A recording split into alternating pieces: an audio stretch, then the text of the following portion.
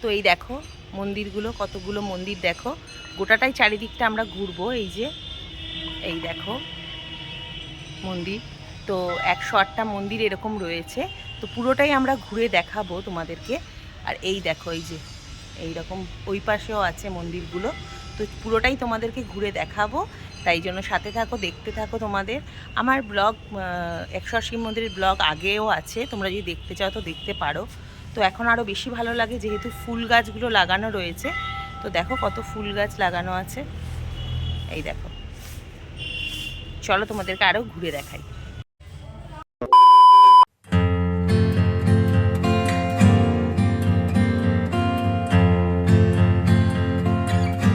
Hello বন্ধুরা, welcome back to my channel and welcome back to a new video. আজকে আমি যাব বর্ধমানের 108 শিব মন্দিরে। আজকে হচ্ছে মহাশিবরাত্রি, সেই উপলক্ষে বর্ধমান 108 শিব মন্দিরের ব্লগটা তোমাদের সঙ্গে আমি শেয়ার করব। আমরা গেছি তাও 2 মাস হয়ে গেছে, তো প্রতি বছরই আমরা এই সময়টা একটু ঘুরে আসি 108 শিব মন্দিরে। তো এবছরও গেছিলাম, তো তোমাদের সঙ্গে ভিডিওটা শেয়ার করা হয়নি। তো দেখলাম যে মহাশিবরাত্রি যখন আসছে তোমাদের সঙ্গে 108 শিব মন্দিরের ব্লগটা শেয়ার করি। তো এখানে কিন্তু রয়েছে 108টা শিব মন্দির। আর হ্যাঁ, কোথায় আছে এই মন্দিরটা হচ্ছে নবাবহাটে রয়েছে। তো তোমরা কিন্তু খুব সহজেই মানে স্টেশন থেকেও নবাবহাটের বাসে করে এখানে আসতে পারো, দিয়ে এসে এই মন্দিরে কিন্তু দর্শন করতে পারো যারা বর্ধমানের কাছাকাছি রয়েছে। বর্ধমানের অন্যতম ভালো ভালো জায়গাগুলোর মধ্যে বর্ধমানের এই 108 শিব মন্দির কিন্তু খুব বিখ্যাত। তো এর ইতিহাস সম্পর্কে আমি আগের একটা ভিডিও করেছিলাম, সেটাতে দিয়ে রেখেছি, তো তোমরা চাইলে দেখতে পারো, আমি ডেসক্রিপশনে লিংক দিয়ে দেব।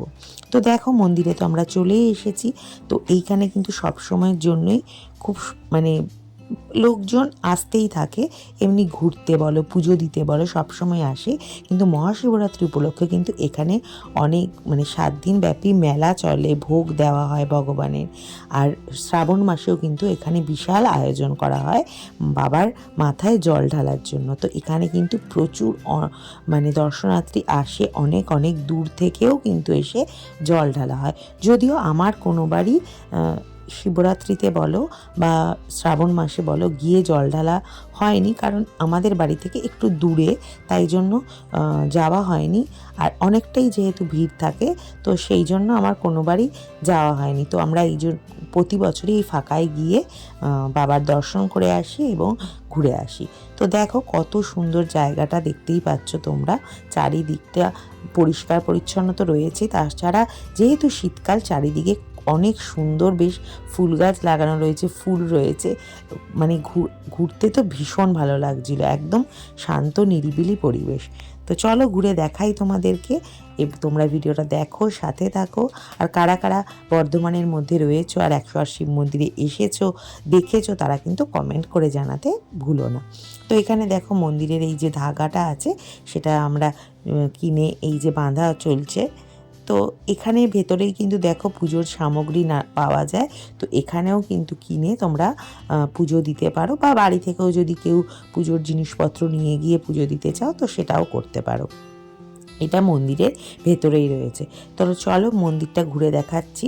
এই দেখো কত সারিবদ্ধভাবে মন্দিরটা রয়েছে। তো মাঝখানে একটা পুকুর বা ঝিল বলতে পারো, তার চারপাশে কিন্তু এই মন্দিরটা 108টা মন্দির রয়েছে, আর প্রত্যেকটা মন্দিরের মধ্যেই কিন্তু শিবলিঙ্গ রয়েছে। তো কি সুন্দর সারবদ্ধভাবে দেখো মন্দিরগুলো রয়েছে একভাবে, আর প্রত্যেকটা মন্দিরের ভিতরে কিন্তু শিবলিঙ্গ রয়েছে, আর প্রত্যেকটা শিবলিঙ্গের কিন্তু আলাদা আলাদা মন্দিরের নাম রয়েছে, যেটা কিন্তু এই ভিডিওর মাধ্যমে তোমাদেরকে তুলে ধরতে পারলাম না, কারণ অনেকটাই তাহলে বড় হয়ে যাবে ভিডিওটা। আর পরিবেশটা দেখে বুঝতেই পারছো কতটা সুন্দর শান্ত পরিবেশ। তো একটু মানে শহর থেকে একটু দূরে বলে এখানকার পরিবেশটা সত্যিই ভীষণ নিরিবিলি, আর আসাও ভীষণ সহজ। মানে স্টেশন থেকে তোমরা নবাবহাট বাস ধরে একদম কিন্তু মন্দিরে চলে আসতে পারবে। আর মন্দিরের প্রবেশ মূল্য রয়েছে 10 টাকা টিকিট। আর ওখানে জুতো রাখারও জায়গা রয়েছে, বাইরে তোমাদেরকে জুতো রেখে তারপরে মন্দিরে প্রবেশ করতে হবে। তো চলো ঘুরে দেখি, তোমরা সাথে থাকো, দেখতে থাকো ভিডিওটা।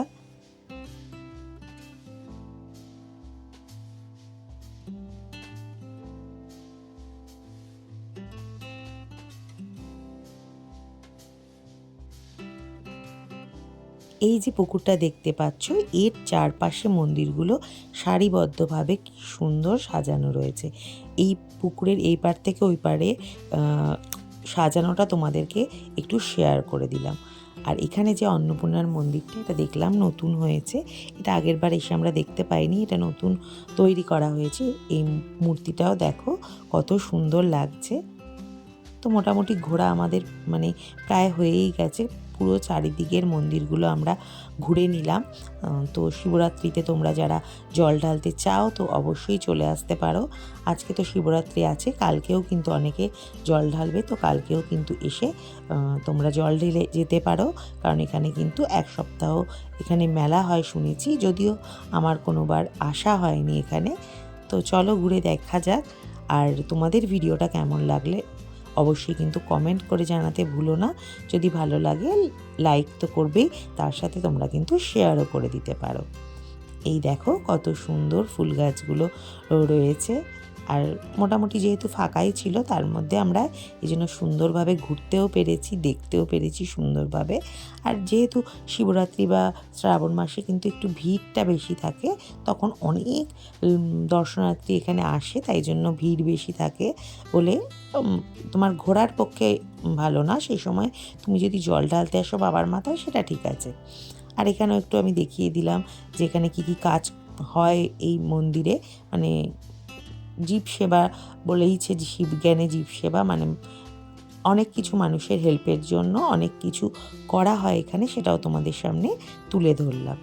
আর ফুল গাছগুলো তো তোমাদেরকে দেখাচ্ছি কত সুন্দর। তো চলো, আমাদের মন্দির ঘোরা হয়ে গেছে, এবার আমরা বেরিয়ে যাচ্ছি। তোমাদের যদি ভালো লাগে ভিডিওটা কমেন্ট করে জানাতে কিন্তু ভুলো না। চলে আসবো আবার নেক্সট ভিডিও নিয়ে, ততক্ষণের জন্য টাটা। সবাই ভালো থেকো, সুস্থ থেকো। আর আমার ভিডিওগুলো অবশ্যই দেখতে থাকো। আর একদম শেষে বাড়ি আসার পথে আমাদের বাড়ির কাছে একটা মন্দির ছিল, দুর্লভা কালী মন্দির। সেইখানে তোমাদের মায়ের দর্শন করিয়ে আমি ভিডিওটা শেষ করব। তো চলো টাটা, সবাই ভালো থেকো।